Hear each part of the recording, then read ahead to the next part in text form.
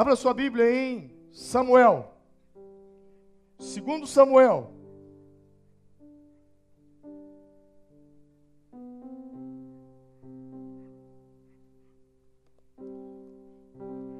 Segundo Samuel, capítulo de número 9.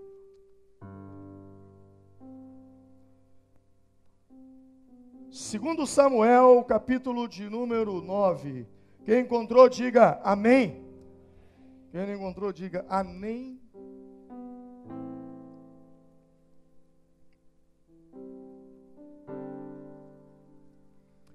Eu tenho uma palavra nessa noite que vai impactar a sua vida. Você não acreditou no que eu disse. Eu tenho uma palavra nessa noite que vai impactar a sua vida. Eu tenho uma palavra nessa noite que é voz profética para a sua vida. Eu tenho uma palavra nessa noite que vai tirar você do seu estado atual e vai levar você para o seu estado desejado. Você crê que a Bíblia Sagrada pode mudar a sua vida? Você crê que a palavra de Deus pode transformar pessoas? Então ouça o que a Bíblia diz. E disse Davi: há ainda alguém que ficasse da casa de Saul, para que lhe faça bem, por amor de Jonatas. E havia um servo na casa de Saul, cujo nome era Ziba, e o chamaram que viesse a Davi. E disse-lhe o rei: és tu, Ziba? E ele disse: servo teu. E disse o rei: não há ainda algum ou alguém da casa de Saul para que eu use com ele de beneficência da parte de Deus? Então Ziba respondeu: ainda há um filho de Jonatas, aleijado de ambos os pés. Diga comigo: aleijado de ambos os pés. E disse-lhe o rei: onde ele está? E Ziba respondeu: eis que está em casa de Maquir, filho de Amiel, em Lodebar. Então mandou o rei Davi, e o tomou da casa de Maquir, filho de Amiel, de Lodebar. E vindo Mefibosete, filho de Jonatas, filho de Saul, a Davi, se prostrou com o rosto por terra, e se inclinou.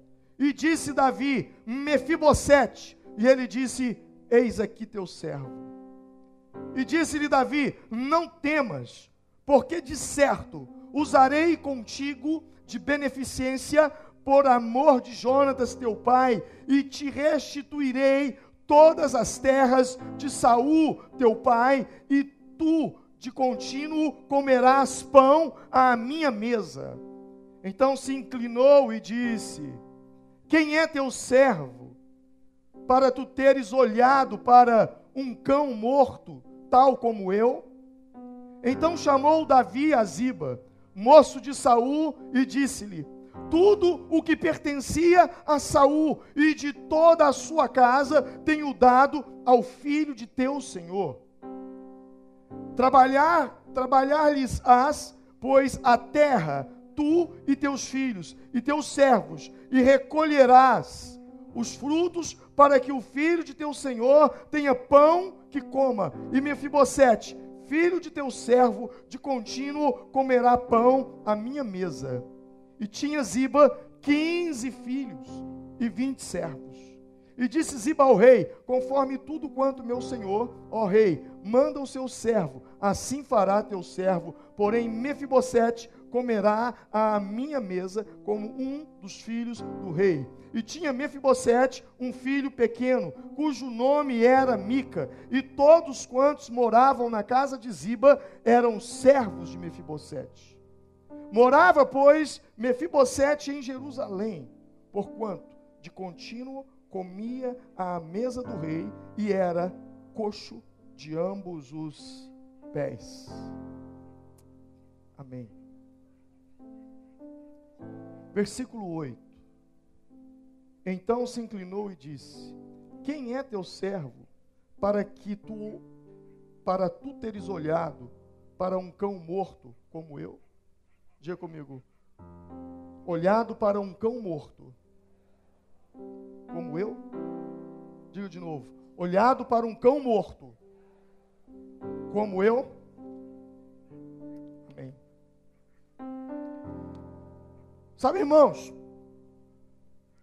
eu quero falar com você hoje, e a minha oração, e o meu desejo, e toda a minha busca nesse dia, em função desse culto, é para que, quando essa reunião terminar, você saia daqui com uma outra mentalidade.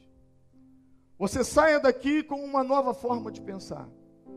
Você saia daqui com seus pensamentos transformados para mudar o mundo. E só muda o mundo quem muda a si mesmo. Essa história é a história de Mefibosete. Mefibosete era filho de Jonatas. Jonatas era filho do rei Saul. E a Bíblia diz que num determinado dia, tudo que tinha de acontecer na vida de uma pessoa, tudo que tinha que acontecer de ruim na vida de um homem, aconteceu naquele dia. Tudo aconteceu naquele dia. Saul e o exército de Israel saiu para pelejar contra os filisteus. Era uma guerra. E naquela guerra, o vô de Mefibosete, Saul, morreu. O rei Saul morreu. Mas o pai de Mefibosete, Jonatas, também morreu. E os tios dele também morreram. E os filisteus então saíram numa perseguição aos descendentes de Saul para matar todos eles.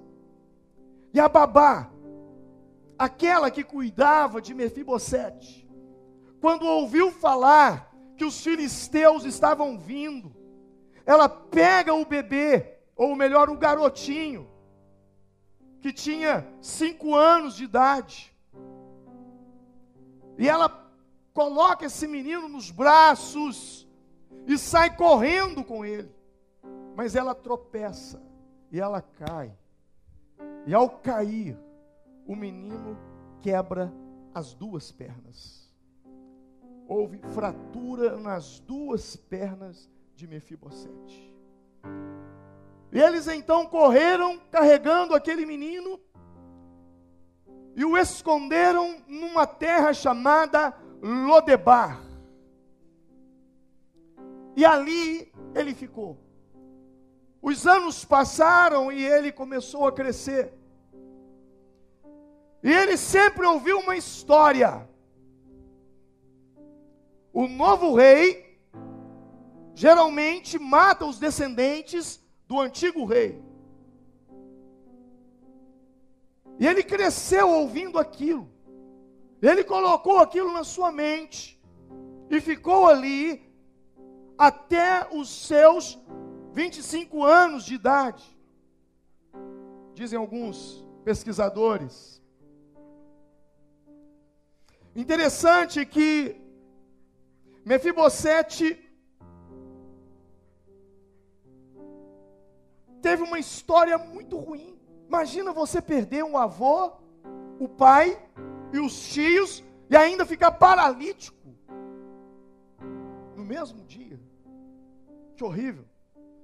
Do dia para a noite ele perdeu tudo, perdeu avô, família, perdeu as terras de herança, perdeu o direito de ser príncipe, e ainda por cima perdeu as suas pernas e teve de morar em uma terra distante, escondido para não ser morto pelo próximo rei. A pergunta é: por que Mefibosete ficou a sua vida inteira escondido em Lodebar? Por quê? Por quê? O que fez daquele homem um foragido sem ter cometido nenhum crime? Um fugitivo de ninguém. Por quê? Por quê? Eu vou falar com você sobre isso hoje. E eu acho que a história dele, daqui para frente, se assemelha com muitos de vocês aqui. Queira Deus que não, mas é o que eu penso. Eu penso que a mentalidade de Mefibosete é a mentalidade dos moradores de Formiga. Eu penso que o maior desafio na cidade de Formiga se chama metanoia. Sabe o que é metanoia? Mudança de mente. Mudança de mente. Quando eu olho para a cidade de Formiga, eu vejo o Brasil. Um país rico. O Brasil é um dos países mais ricos do mundo em riquezas naturais. Nós temos tudo, tudo, absolutamente tudo. Nós temos água em abundância. Nós temos alimento em abundância. Nós temos tudo. Estamos vivendo uma das maiores crises. E se pergunta, por que nós estamos vivendo crise? Porque aconteceu um terremoto, destruiu tudo? Não. Veio uma tempestade, acabou com tudo? Não. Veio uma seca e acabou com tudo? Não. Então onde é que está a crise? Porque ela existe. Ela existe por causa de uma coisa: mentalidade. Mentalidade corrupta. Mentalidade. Não é o caso de Formiga com mentalidade corrupta, mas é com a mentalidade de viver num cantinho. Se tem para comer hoje, tá bom. Se tem para comer da manhã, tá bom. Você conversa com um jovem e pergunta: e aí, você vai se formar em quê? Ele diz: não, eu vou trabalhar aqui, ganhar um salário e meio, e tá ótimo.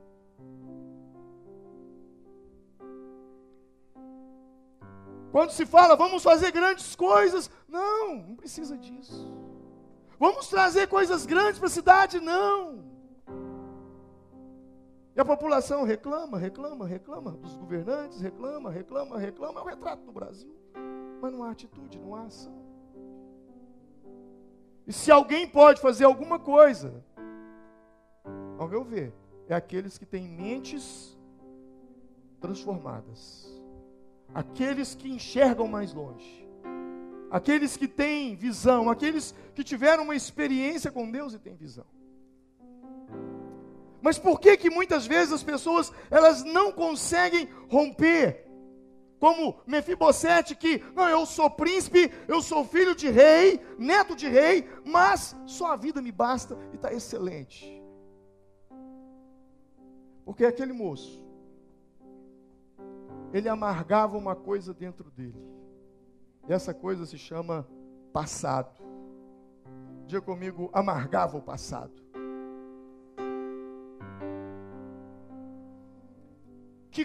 Com que frequência você se lembra do seu passado? Me diga.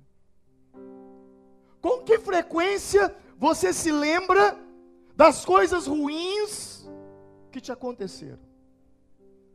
O quanto essas coisas ocupam a sua mente? Imagine que a sua cabeça é um celular. Vou falar celular, não vou falar de computador. Se bem que para mim hoje celular e computador é a mesma coisa. Mas com que frequência as lembranças negativas, as lembranças amargas, os seus erros do passado, com que frequência eles ocupam o espaço da sua cabeça? Com que frequência? Com que frequência você pensa nas coisas que lhe aconteceram que não foram boas? Esse era o problema de Mefibosete. Ele remoía demais o passado. Ele remoía demais o que poderia se tornar na vida e não se tornou. Puxa, eu podia ser príncipe e hoje não sou. Eu era um dos homens mais ricos. Meu avô possuía inúmeras terras e eu não possuo nada. Vivo de favor aqui na casa de Maquir.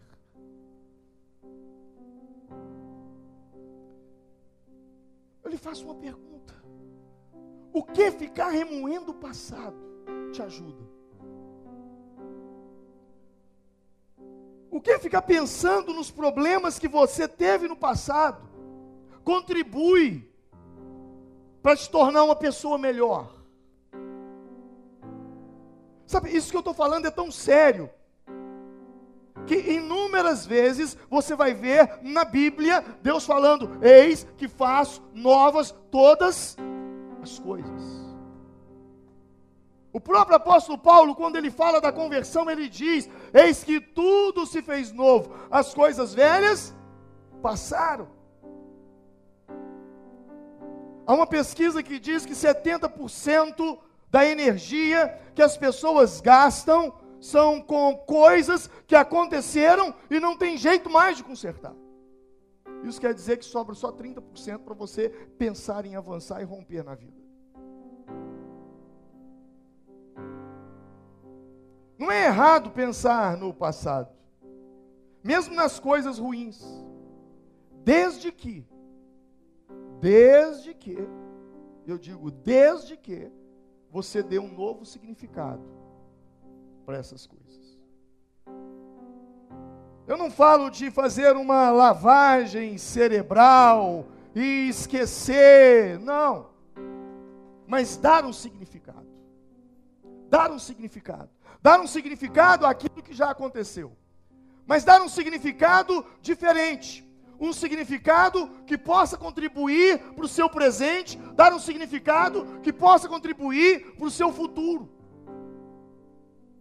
Ou seja, os seus erros, suas falhas, as coisas ruins que lhe ocorreram, você pode dar um significado diferente para isso. Você pode dar um significado diferente. Mefibosete poderia ter dado um significado diferente para aquilo. E o que é dar um significado diferente para as coisas? É você olhar para aquilo e dizer, olha, aquilo lá foi muito ruim. Você contar a história para a sua vida. Olha, sabe, aconteceu uma coisa comigo, foi muito negativo, foi muito ruim, foi horrível, mas aquilo me ensinou uma coisa. Eu aprendi com aquilo. Eu tenho uma lição com aquilo. Quem está me entendendo? Diga amém. É quando você olha para trás e você vê os seus erros, suas falhas, quando você olha e vê os seus tombos, quando você olha para trás, vê os prejuízos que alguém lhe deu, vê coisas que de fato lhe trouxeram grande tristeza naquela época, mas você tem uma história que você pode tirar daquilo. Você tem uma lição para tirar daquilo. Para mim, fracasso só é fracasso quando eu não aprendo nada com ele.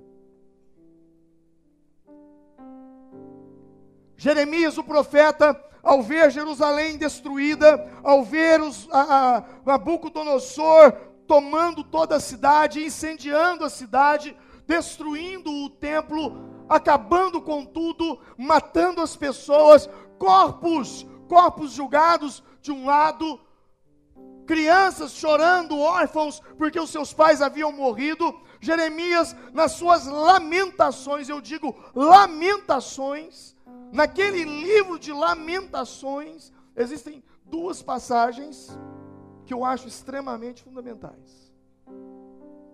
Num livro que é de lamentação, se falar assim, tem um livro ruim na Bíblia, olha o nome do livro, Lamentação. Alguma coisa que é uma lamentação pode tirar coisa boa disso? Já o próprio nome, eu vou falar para vocês, eu tenho dificuldade de ler Lamentações, porque o título, o nome do livro me atrai, Lamentações, eu já sei que é uma lamentação. Mas dentro das lamentações, existem alguns versículos que são extremamente importantes. No meio das lamentações, Jeremias diz assim, as misericórdias do Senhor se renovam a cada manhã, e são elas as causas de não sermos consumidos. Mas Jeremias ainda disse outra coisa. Se for para eu recordar do que aconteceu, eu quero trazer à memória aquilo que me dá esperança. Quero trazer à memória aquilo que me dá esperança. Lamentações 3, 21. Você pode sim usar o seu passado a seu favor. Há recursos no passado, recursos que você usou lá atrás.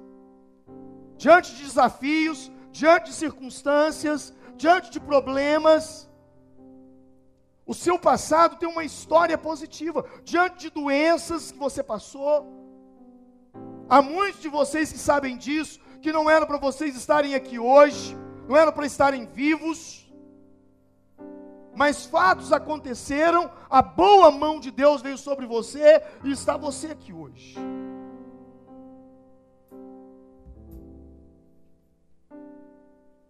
Primeiro Samuel capítulo 17. É justamente isso que Davi faz. Ele tem um desafio. Havia um homem que estava chamando os filhos de Israel para uma batalha.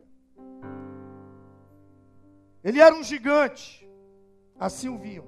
Seu nome era Golias. Você conhece a história. E quando Davi se apresenta perante o rei Saul, para dizer, eu quero lutar com ele, Saul respondeu para Davi o seguinte, versículo 33, você não tem condições de lutar contra este filisteu, você é apenas um garoto, um rapaz, ele é um guerreiro desde a mocidade. Davi, entretanto, disse a Saul, teu servo tomava conta das ovelhas de seu pai. Quando apareceu um leão ou um urso e levava uma ovelha do rebanho, eu vou atrás dele, atinjo-o com golpes e livro a ovelha da sua boca. Quando se vira contra mim, o leão, eu pego pela juba e atinjo-o com golpes até matá-lo. Teu servo foi capaz de matar um leão e de matar um urso. Este filisteu incircunciso será como um deles, porque ele afrontou o exército do Deus vivo. Você está entendendo? Quem está entendendo?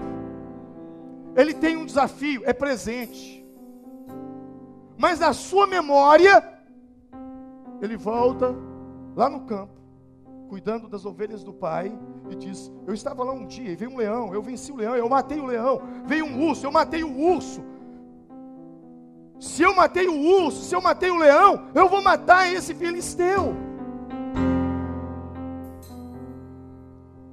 Ouça, todos os favores de Deus na sua vida, que aconteceram em 2015, 2012, 2010, 2080, 1970, 1960.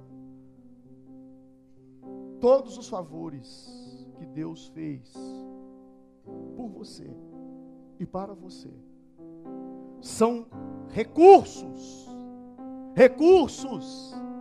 que você tem à sua disposição. Pastor, mas aquilo foi há muitos anos atrás. Mas a imagem ainda está aqui.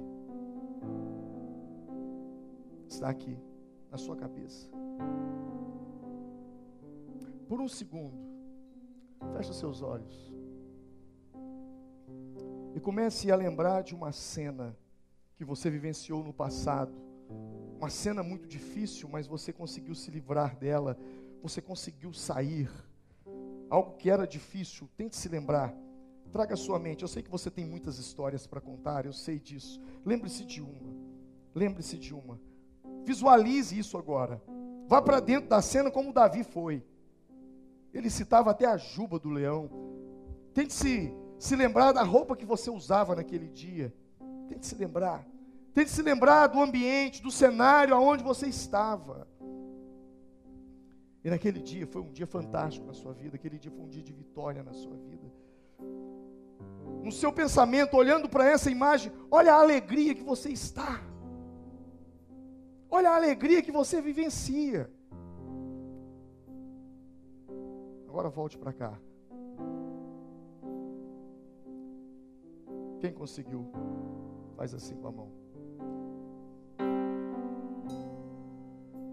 dentro de você agora, você está vivendo a mesma alegria daquele dia lá. Sabe o que são recursos? Recursos. Olha, eu preciso disso, eu preciso daquilo, eu não tenho recurso, eu não tenho dinheiro. Olha, eu preciso de recursos, eu não tenho quem faça por mim, eu não tenho quem me ajude, eu não tenho. Espera aí. Quero trazer à memória aquilo que me dá esperança. Volte lá. Volte lá. Volte lá. Volte lá. E traga esses recursos. Traga esses recursos. Traga esses recursos. Se vista deles agora. Quando você estiver diante de um desafio, quando você estiver diante de um problema, quando você estiver diante de um relatório completamente desanimador, desfavorável a você, traga à memória aquilo que te dá esperança. Isso é um recurso. O mesmo Deus de ontem, Jesus Cristo é o mesmo ontem, hoje e sempre. Está dentro de você. Foi algo que Mefibosete não fez.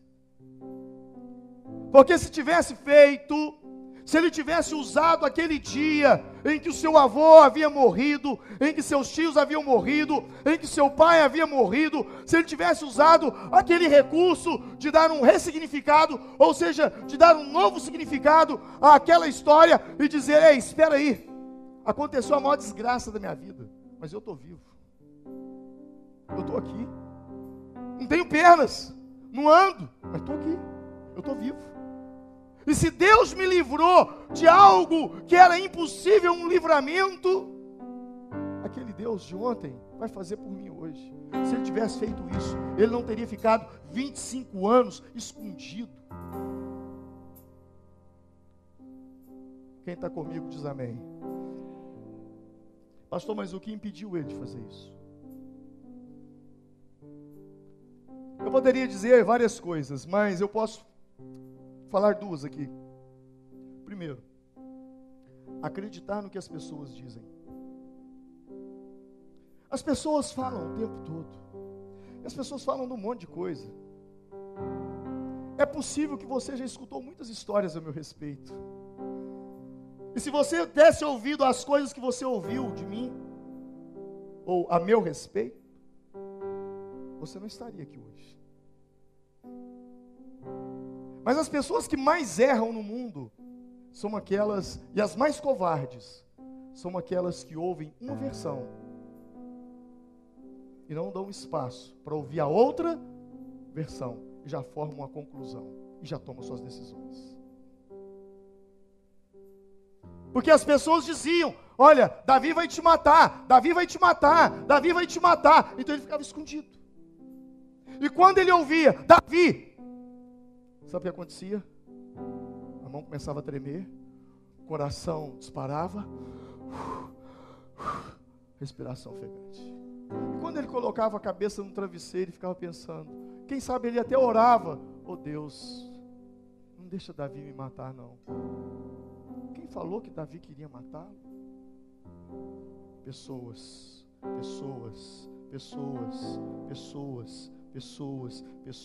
E olha que naquela época não tinha Facebook, hein? E olha que naquela época não tinha mídias sociais, hein? Mas ficava pessoas.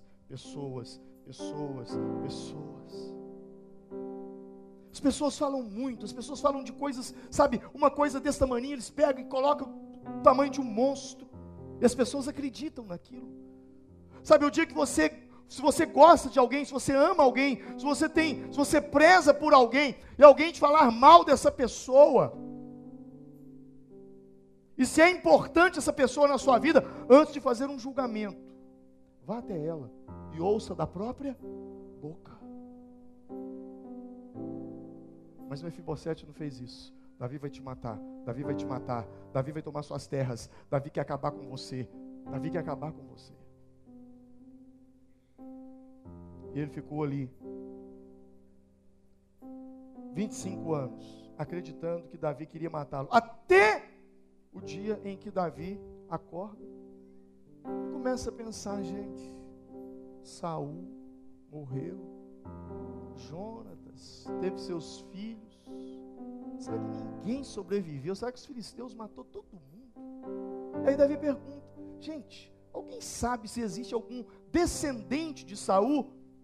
Olha, dizem que tem um tal de Mefibosete na casa de Maquir, filho de Jonatas. Jonatas, eu e ele fizemos uma aliança, um pacto.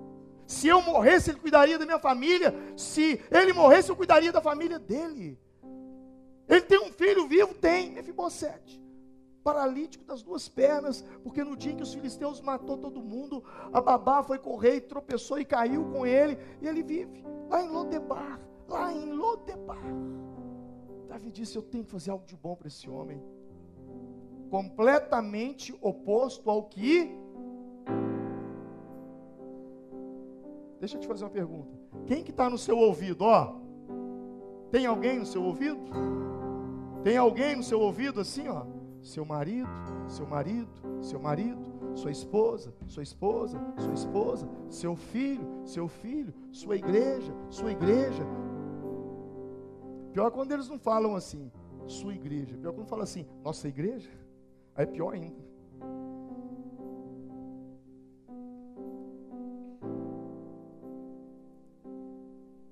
Acreditar nas pessoas, sem buscar fundamentos, sem buscar veracidade, sem buscar provas, sem buscar evidências, sem buscar fatos. Mas ele também cometeu um outro erro gravíssimo, que foi leitura mental. Diga comigo, leitura mental. Diga comigo, leitura mental. Você sabe o que é leitura mental? Eu vou te explicar. É quando você imagina que sabe o que a pessoa está pensando de você. Diga, leitura mental. Diga comigo, leitura mental. Diga, leitura mental. É quando eu imagino que sei o que as pessoas estão pensando de mim. Era isso que fez com que ele ficasse 25 anos travado ali. A pessoa acha que sabe o que os outros estão pensando dela. Você nunca fez isso na vida, mas nunca, eu sei. Você nunca fez isso. Só eu que fiz. Só o Mefibosete que fez. Foi o que aconteceu com ele. Ele ficou pensando que sabia o pensamento de Davi sobre ele. Na cabeça dele, ele imaginava, Davi está pensando em me matar. Sabe quando você passa? Você passa. Você está passando. Está andando. Aí você olha para o lado, uma pessoa que está ali, fez isso assim para você, ó. Olhou para você e você, ixi, já está pensando mal de mim. Já aconteceu com você? Não, né? Quantas vezes você tomou decisões? Quantas vezes você falou coisas?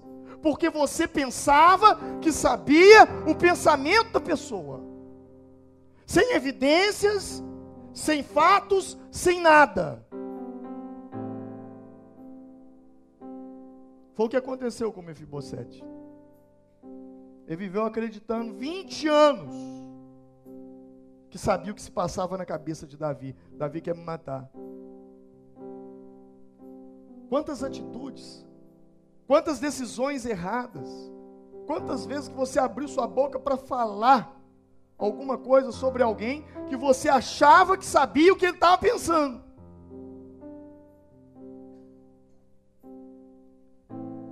É interessante isso, né? Eu fiz isso porque sei que você... Não, eu fiz isso porque eu pensei que você estava pensando isso de mim. Não, eu deixei de fazer aquilo porque eu achava que você estava pensando daquele outro jeito. Casamento é uma maravilha para acontecer isso, né? Leitura mental toda hora. Toda hora. Toda hora, esposa, marido, marido, esposa, marido, filho, pai, pai, filho. Tempo todo. Olha, mas por que você não foi lá? Não, porque eu achava que ele pensava que eu era feia. Não, porque eu achava que ele pensava que eu era mal educado. Não, porque ele pensa que eu sou um idiota. Ah, ele pensa que eu sou um burro, ele vai ver. Ah, ele pensa que eu sou um ignorante, ele vai ver. Ah, ele pensa que é isso, ele vai ver. Não, ele está me olhando daquele jeito, porque ele deve estar pensando que eu estou falando dele. Toda vez que você usar o verbo achar, em uma situação como essa, você está fazendo leitura mental. É como se você tivesse uma bola de cristal que te mostrasse o pensamento das pessoas. Só que nunca dá certo. Ou, vez ou outra, que funciona isso. Na maioria das vezes, não. E qual é a consequência para isso? 20 anos com a vida parada, 20 anos com a vida travada, 20 anos se escondendo por acreditar em pessoas que falavam e nunca buscar fatos, ou por achar que sabia o pensamento de Davi. 20 anos desperdiçados. Quantas decisões erradas, quantos problemas você já teve na vida, justamente porque pensou. Números capítulo 13, versículo 33. Quando o povo que saiu do Egito, caminhou pelo deserto, agora vai entrar na terra prometida, Moisés manda um grupo de espias, 12, e dos 12, 10 voltam trazendo um pensamento que era uma leitura mental. Eles voltam dizendo o seguinte: também vimos ali os nefilins, ou noutra tradução vai dizer, também vimos ali os gigantes, os filhos de Enaque, descendente dos gigantes, e éramos aos nossos olhos como gafanhotos, e assim também éramos aos seus olhos. Diga comigo, e também éramos aos seus olhos.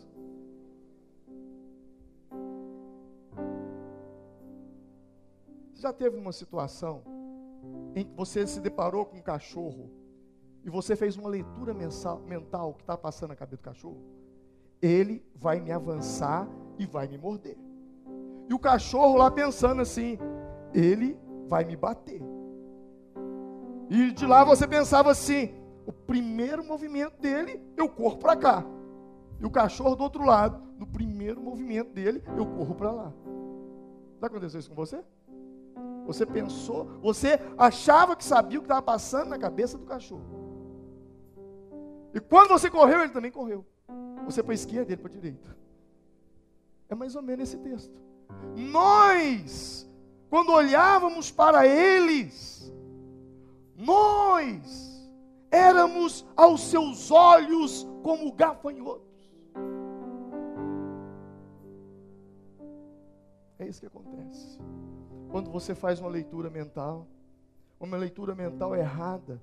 Uma leitura mental errada vai gerar um sentimento, e esse sentimento vai gerar um comportamento.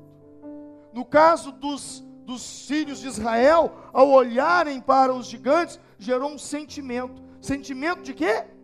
Medo. E o sentimento de medo gerou o quê? Comportamento. Vamos fugir, não vamos entrar na terra prometida. Vamos cair fora daqui. E vieram trazendo todo um relatório mentiroso, fantasioso, que prejudicou 2 milhões de pessoas.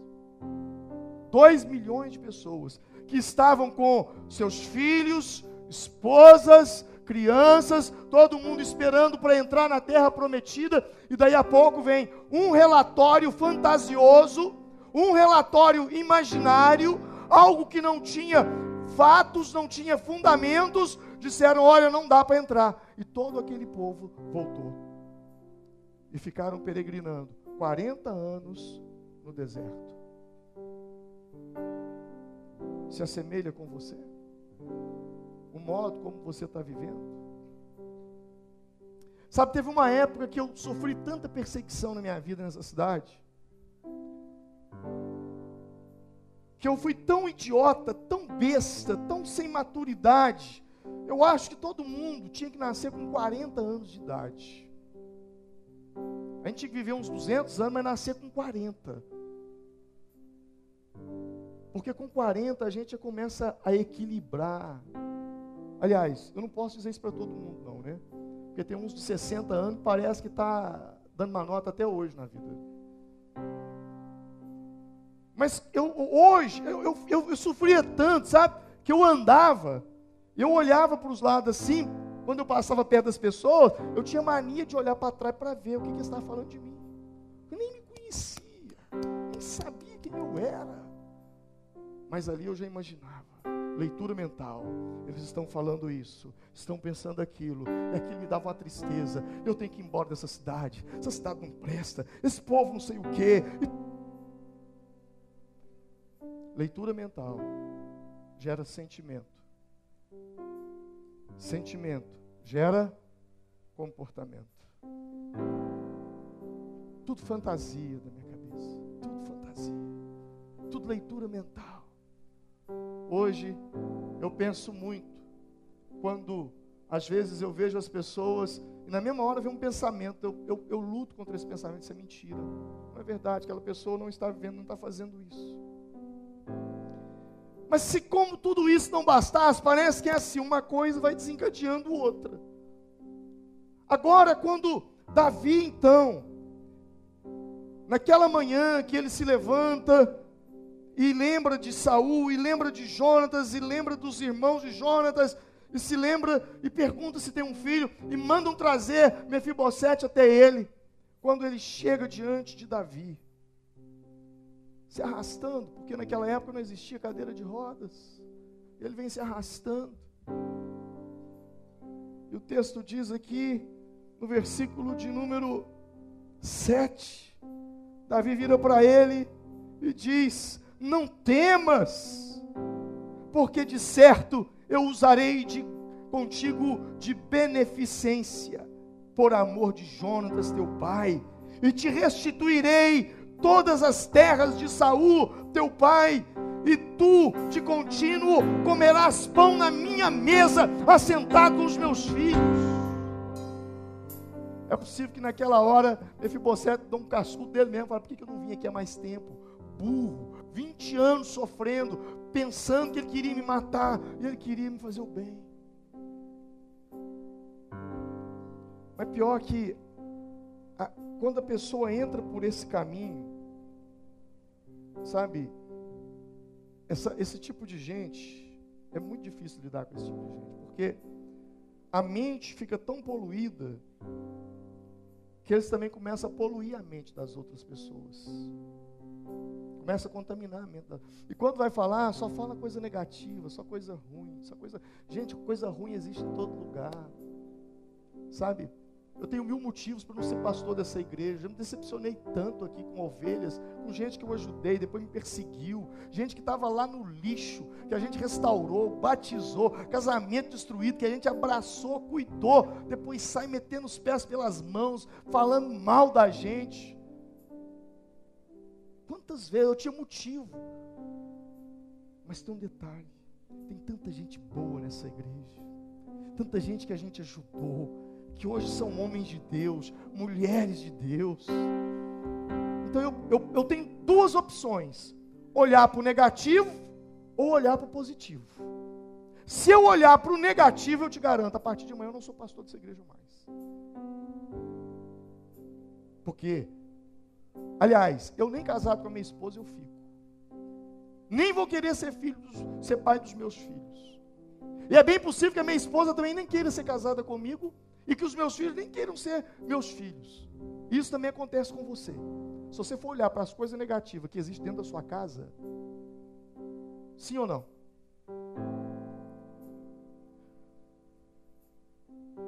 casamento dá certo quando o marido foca naquilo que é positivo na sua esposa.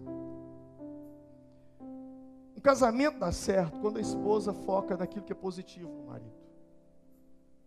Eu vou te dar um exemplo. Quando um casalzinho, eles começam a namorar ali, e o cara é perdido. Pensa num cara perdido,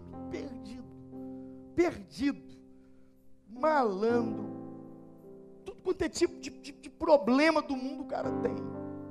Envolvimento com tráfico de droga, troca de tiro com polícia, cadeia, armando situações de crime.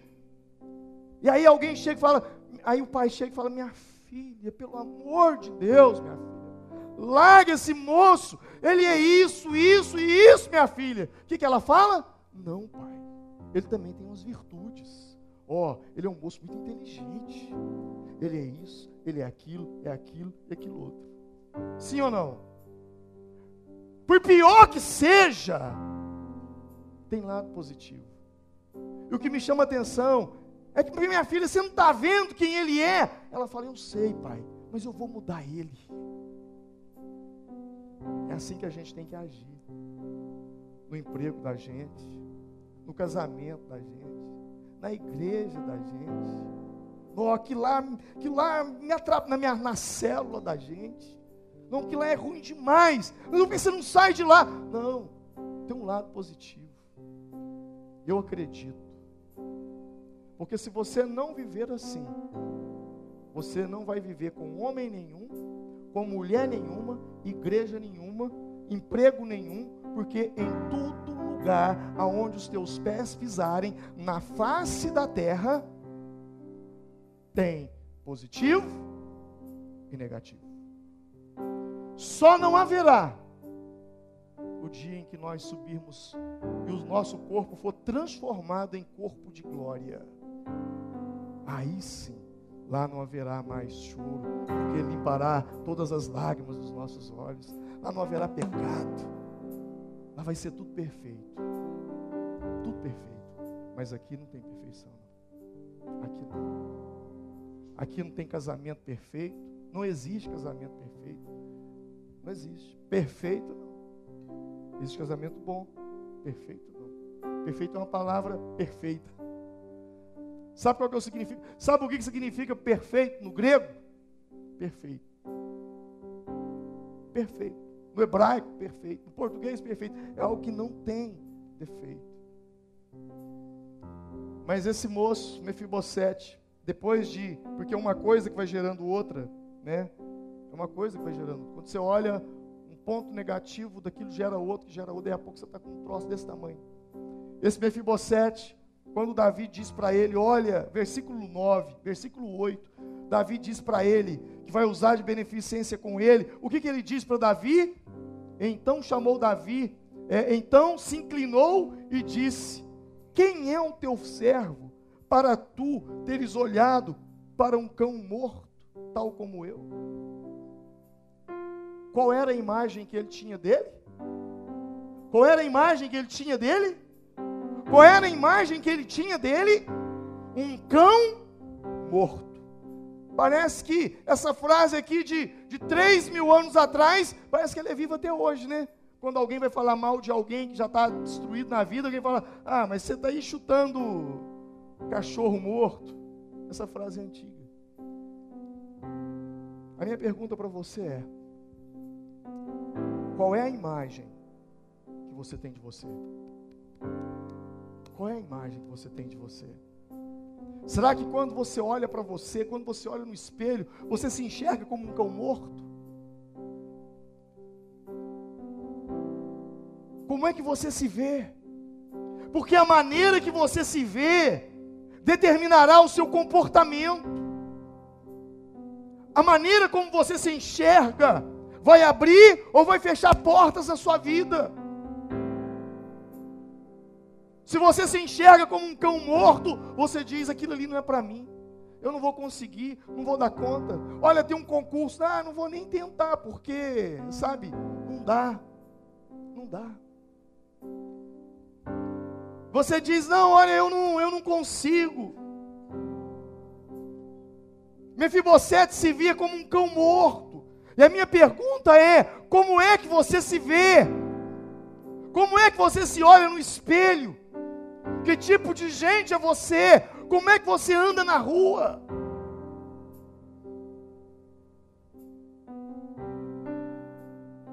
É assim? Ou você anda assim?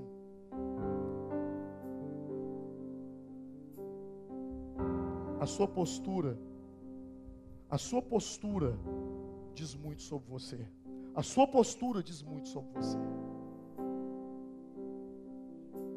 Mefibosete, ele andava como quem era derrotado, fracassado, acabado, desestruturado.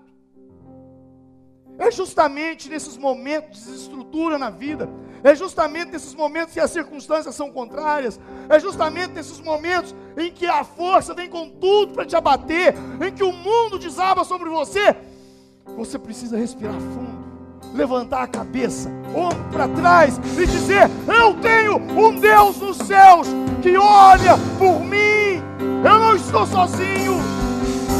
Amém? Glorifique ao Senhor. Aleluia. Oh, glória a Deus.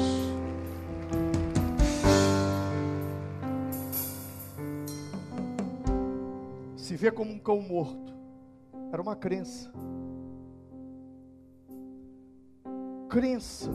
E aí eu não estou falando de crença religiosa, mas pode entrar também, mas não estou falando de crença religiosa. Crenças e valores são coisas que vão nortear a nossa vida. O problema de Mefibosete não era o passado. O problema de Mefibosete era o sistema de crenças, de acreditar que era um cachorro morto. As nossas crenças governam as nossas atitudes. As nossas crenças governam o nosso comportamento e governam a nossa vida. Meu irmão, para mim, não existe pobre, não existe rico. Eu não tenho problema com nenhum dos dois. Eu entro na casa do pobre e se não tem piso, o negócio é um chão, eu assento no chão e nós conversamos e estou numa boa. Se eu entro na casa de um rico, e eu estou falando rico mesmo, milionário, é como se eu estivesse lá na casa do pobre. Para mim não tem diferença nenhuma, mas tem gente que faz. A bem da verdade, eu descobri no meio cristão que existe mais preconceito contra o rico do que contra o pobre. Não, fulano é rico. Ah, pelo amor de Deus, chama não, fulano é rico. Já escutou isso? Não, vou lá na casa de fulano não. Ó, vai ter uma célula, a célula vai ser lá na casa de fulano. Ah, não, vou lá não, porque o povo lá é rico. E daí? É rico, mas precisa de Deus como pobre. É rico, mas vai para o inferno como pobre, vai, se também não entregar a vida para Jesus. Você tem que ter postura, meu irmão. Ter postura. Está no meio dos... Pastor, mas se eu chegar no meio de um monte de gente que tem um grande conhecimento, povo assim intelectual, super inteligente, PhD, os caras são os top, e eu, pastor, eu tenho só a quinta série primária, o que eu vou fazer no meio deles, pastor? Fica calado, porque a Bíblia diz que o tolo, quando se cala, se passa por sábio. Vai ouvir, escuta o que eles têm para falar, e todo mundo vai passar e falar: olha, fulano é inteligente, está lá no meio dos doutores lá da lei. As suas crenças é que vão nortear a sua vida. São as suas crenças que você traz lá da sua casa, lá de quando você era bebê, que sua mãe falava um monte de coisa para você. Meu filho, eu fui criado assim, meu filho é um pedaço de carne para cada um. Quem viveu assim? Não pode pegar dois, porque falta para os seus irmãos. E aí a gente dava o tombo, pegava o outro, depois via o couro. Aí a gente cresce assim. Eu não me esqueço de um dia que eu fui na cidade de Arcos. Foi quando eu fui abrir a igreja, a IBVB em Arcos, foi em 1994. Procurando um salão para alugar, hoje nós temos uma igreja lá, uma catedral, uma igreja linda. Você não foi na IBVB de Arcos, vá. Uma igreja linda, quase do tamanho dessa aqui. E era perto de onde é a nossa igreja hoje. Aí eu fui num salãozinho para alugar, que eu vi uma placa, aluga-se. Era um cômodozinho, pequenininho. Eu me lembro que naquele dia eu entrei ali para negociar o cômodo, e o senhor que me atendeu, e negociando, daí a pouco eu virei e falei, olha, eu posso orar por você? Ele disse, por favor, ore. Eu orei por aquele homem, e aquele homem foi tomado em choro, e o Espírito Santo começou a me mostrar um homem que estava sentado numa casa na roça, havia uma moita de bambu, e chega um cavaleiro. Esse cavaleiro desce sobre o cavalo, entra para dentro de casa e pega um rei, uma corda, e começa a bater. Eu virei para aquele homem e disse, isso tem alguma coisa a ver com você? Ele desabou a chorar e disse, tem, pastor. Aconteceu comigo. Ele começou a me contar a história dele. Esse homem era um engenheiro da CSN. Esse homem trabalhando, um bom salário na CSN, ele colocou uma coisa na cabeça dele: vou morrer de fome, vou passar fome, eu preciso sair da CSN e eu preciso fazer outra coisa. Ele foi e pediu demissão da CSN. O cara tinha um salário fantástico, uma casa muito legal. Saiu e abriu um negocinho para consertar aparelhos estragados, para sobreviver. Olha só.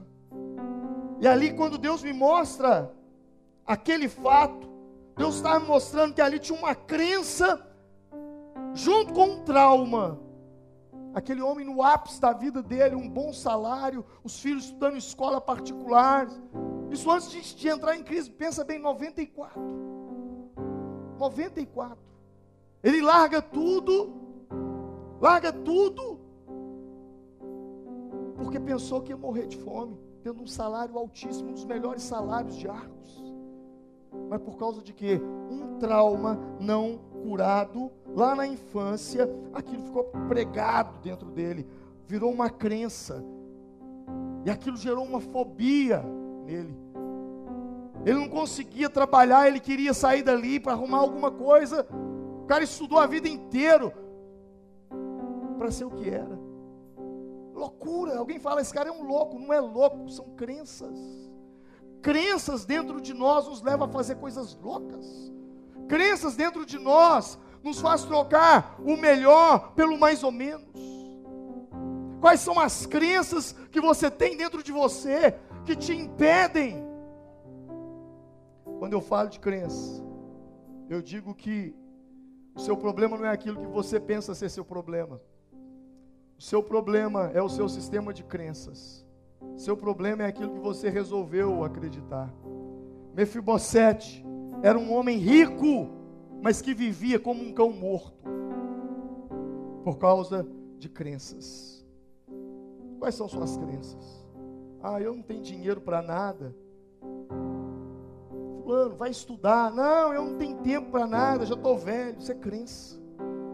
Eu não sou bom o suficiente, eu não consigo aprender isso. Eu nunca vou conseguir meus objetivos, eu nunca vou conseguir realizar meus sonhos. Eu não consigo me organizar na vida.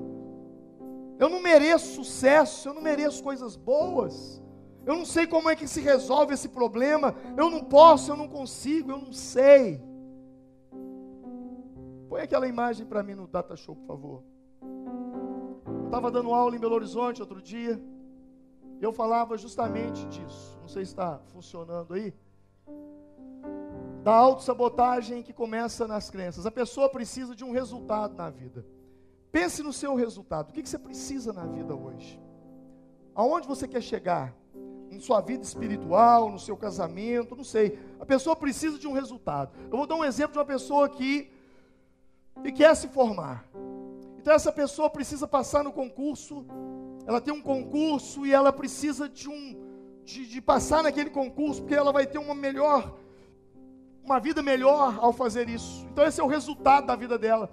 Mas para ela passar no concurso, ela precisa aprender.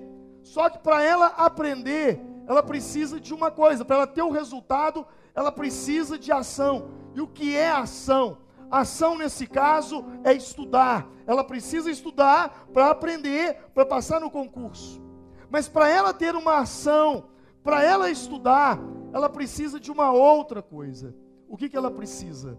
Ela precisa ter um potencial. E o que é potencial? Potencial é energia, é motivação, animação. Ela precisa estar animada, porque se ela estiver animada, se ela estiver motivada, ela entra em ação, ela estuda. E se ela estudar, ela aprende e passa no concurso e atinge e alcança o seu objetivo. Só que, para ela ter esse potencial na vida, ela depende de uma coisa que se chama crença. Ela precisa acreditar. Eu acredito que eu vou conseguir passar naquele concurso e ter aquele emprego. Aquele emprego é meu. Aquilo que eu quero, eu vou conseguir. E quando ela tem essa crença, ela fica motivada. E porque ela fica motivada, ela tem ação, ela estuda. E porque ela tem ação e estuda, ela aprende. E porque ela aprende, ela alcança o resultado. Mas existe uma coisa. Existe aquela pessoa que tem uma crença assim, sabe? Eu não vou conseguir nada na vida não, porque minha família nunca conseguiu nada, tudo deu errado para os meus pais, para mim também vai dar errado. Mas eu vou tentar, quem sabe eu passo, né? Vamos lá, eu te pergunto, essa pessoa tem motivação, sim ou não? Ela não tem motivação porque ela não acredita. E se ela não acredita, ela não tem ação. E se ela não tem ação, ela não tem resultado. Aí ela não consegue passar no concurso. Sabe o que ela diz? Sabe o quê? Imagina. O que você acha que ela fala? Eu já sabia. Vai dar tudo errado para mim. Não tem potencial, não tem motivação, não tem ação, não estuda, não tem resultado. E diz o quê? Eu já sabia. Você está entendendo? Começa aqui, ó. Vai numa crença errada, tem um potencial fraco, não tem força para agir, porque o potencial é fraco, e aí o resultado é negativo, e aí diz, eu já sabia. Mas se ele também acredita que vai dar certo, ele acredita que vai alcançar o resultado, ele acredita que Deus vai ajudá-lo, ele se esforça, ele visualiza que ele é aquela pessoa que vai conseguir, ele tem potencial, ele está animado, ele tem ação, ele estuda, ele aprende, alcança o resultado, e aí sabe o que ele fala para as pessoas? Eu já sabia que eu ia passar, eu já sabia, desde o início. Quem está entendendo? Quais são suas crenças? O que está dentro de você? O que está dentro de você? Eu quero terminar essa mensagem dizendo o seguinte. A Bíblia fala de crenças limitantes. Em 2 Coríntios capítulo 10, Paulo fala, porque andando na carne não militamos segundo a carne, porque as armas da nossa milícia não são carnais, mas sim poderosas em Deus para a destruição de quê? Fortalezas. Crenças, fortalezas, crenças que estão dentro de nós.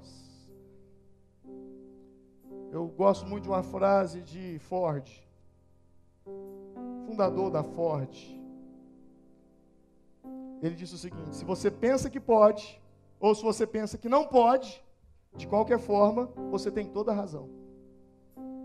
Eu gosto dessa frase, porque se você acredita que pode, você pode. Se você acredita que não pode, você não pode, você está certo. Ambos, você está certo. Não há nada mais paralisante do que acreditar numa mentira. E foi isso que Mefibosete viveu. Embora ele fosse paralítico, isso não era problema. O problema não estava nas pernas. O problema estava na mente. Na mente. Na mente. Ele viveu a primeira parte da vida dele escondido, em Lodebar, numa terra de mendigo, porque ele tinha medo. Medo de ser morto pelo novo rei. Ele acreditou numa mentira. Ele vivia como mendigo, enquanto tinha uma herança enorme, deixada por seu avô. Todos os dias, eu preciso me levantar e lutar contra as palavras negativas que a mídia, que a televisão entorna dentro da nossa casa. Por anos, Mefibosete acreditou numa mentira. Por anos. Quantas mentiras sobre Deus você já ouviu e você acreditava nelas? A Bíblia diz: conhecereis a verdade, e a verdade vos libertará. O versículo da minha libertação foi 1 Timóteo 2,5. Porque há um só Deus e um só mediador entre Deus e os homens, Jesus Cristo, homem. Apesar de tudo, teve uma coisa boa na vida de Mefibosete. Uma coisa que é uma das coisas mais poderosas na vida, que muitas pessoas pensam ter, mas não têm. Se chama gratidão. Diga comigo: gratidão. Gratidão. Ele tinha gratidão. Tanto é que lá em Samuel, lá na frente, ele vai dizer para Davi: tu és como um anjo de Deus para mim. Faz o que achares melhor. Todos os descendentes do meu avô nada mereciam do meu senhor e rei, senão a morte. Entretanto, deste a teu servo um lugar entre os que comem à tua mesa. Que direito tenho eu, pois, de te pedir qualquer outro favor? Eu sou grato a você, Davi. Muito grato a você, porque você me ajudou. Vamos nos colocar em pé nesse momento.